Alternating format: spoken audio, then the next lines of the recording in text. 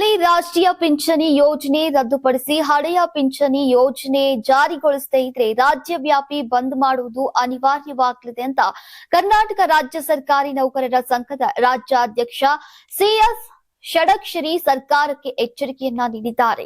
ನಗರದ ಕುವೆಂಪು ಕನ್ನಡ ಭವನದಲ್ಲಿ ಭಾನುವಾರ ನಡೆದಂತಹ ಅಖಿಲ ಕರ್ನಾಟಕ ಎನ್ಪಿಎಸ್ ನೌಕರರ ಸಂಘದ 2ನೇ ರಾಜ್ಯ ಕಾರ್ಯಕಾರಿಣಿ ಸಭೆಯನ್ನ ಉದ್ಘಾಟಿಸಿ ಮಾತನಾಡಿದ ಅವರು, ಓಪಿಎಸ್ ಜಾರಿಗಾಗಿ ನಾವು ನಿರಂತರ ಹೋರಾಟವನ್ನ ನಡೆಸ್ತಾ ಇದ್ದೇವೆ. ಆದರೆ ಸರ್ಕಾರದಿಂದ ಸ್ಪಷ್ಟ ನಿರ್ಧಾರ ಹೊರಬಂದಿಲ್ಲ. ಅಗತ್ಯವಿದ್ರೆ ಕರ್ನಾಟಕವನ್ನ ಬಂದ್ ಮಾಡಿದ್ರು ಕೂಡ ಈಗ ಓಪಿಎಸ್ ಪಡೆದೇ ತೀರ್ತೇವೆ ಅಂತ ಸ್ಪಷ್ಟನೆ ನೀಡಿದ್ದಾರೆ. ಹೋರಾಟದ ವೇಳೆ ಬೆದರಿಕೆಗಳಿಗೆ ಹೆದರಬೇಡಿ ಅಂತ ನೌಕರರಿಗೆ ಕರೆ ನೀಡಿದ ಸಿಎಸ್ ಷಡಕ್ಷರಿ, ನನ್ನನ್ನ ಅರೆಸ್ಟ್ ಮಾಡ್ತಾರೆ, ಜೈಲಿಗೆ ಕಳುಹಿಸ್ತಾರೆ, ಕೆಲಸದಿಂದ ಸಸ್ಪೆಂಡ್ ಮಾಡ್ತಾರೆ ಅಂತ ಯಾರು ಭಯ ಪಡಬೇಕಿಲ್ಲ. ಇಂತಹ ಬೆದರಿಕೆಗಳನ್ನ ನಾವು ಹಿಂದೆಯೂ ಸಾಕಷ್ಟು ಬಾರಿ ನೋಡಿದ್ದೇವೆ. ದೇವರು ಕೊಟ್ಟ ಜೀವ ಮತ್ತು ಸ್ವಸಾಮರ್ಥ್ಯದ ಆಧಾರದಲ್ಲಿ ನಮಗೆ ಸರ್ಕಾರಿ ಉದ್ಯೋಗ ಸಿಕ್ಕಿದೆ. ನಮ್ಮನ್ನ ಸರ್ಕಾರಿ ನೌಕರಿಯಿಂದ ತೆಗೆಯೋಕೆ ಯಾರಿಗೂ ಅಧಿಕಾರ ಇಲ್ಲ ಅಂತ ಹೇಳಿದ್ದಾರೆ.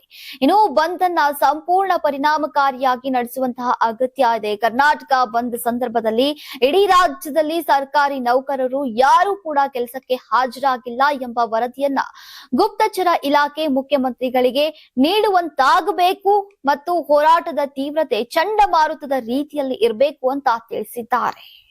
ನೀವು ಸಣ್ಣ ಆಗ್ಬೇಕಲ್ವಾ? ಅದು ಒಂದು ಉತ್ತಮ ಆಹಾರದಿಂದ ಸಣ್ಣ ಆಗ್ಬೇಕಲ್ವಾ? ಪ್ರತಿದಿನ ನಮ್ಮ ಜೀನಿ ಸ್ಲಿಮ್ ನ ಯೂಸ್ ಮಾಡಿ ಯಾವುದೇ ಸೈಡ್ ಎಫೆಕ್ಟ್ ಇಲ್ದಂಗೆ ನೀವು ಸಣ್ಣ ಆಗ್ತೀರಾ.